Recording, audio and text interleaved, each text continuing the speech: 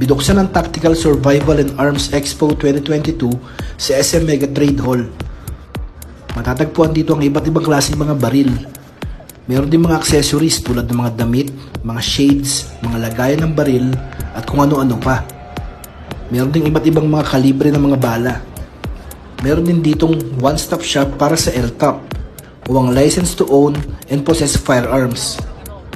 Kumpleto, hindi mo na kailangan lumayo. Meron din mga police clearance, NBI clearance at kung ano-ano pang mga test para makakuha ka ng lisensya. Magtatagal ito mula June 23 hanggang June 25. Ang daming stalls mula sa iba't ibang mga dealer. Pwede mong hawakan yung mga baril. Siyempre, hindi nga lang pwedeng i-test. So, anong gagawin mo sa mga ganitong klaseng coverage? Sa mga ganitong klaseng coverage, marami kang pwedeng magawang larawan.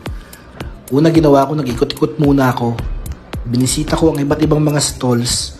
Tignan ko kung ano yung kanilang mga binibenta. Habang nag-iikot, pwede ka nang pumitig dun sa mga kapwa mong tumitingin lang din. Ang guluhan mo, mag-foreground ka ng baril, kumuha ka rin ng mga close-up para sa mga details. Wala nga lang ako ng pwestuang mataas. Maganda rin sana kung may mapwestuang kang mataas para may general shot ka at makita kung gaano kadami ang mga tao. Maganda rin gamitin ng telephoto. Marami kang magagawang larawan sa mga ganitong klaseng coverage.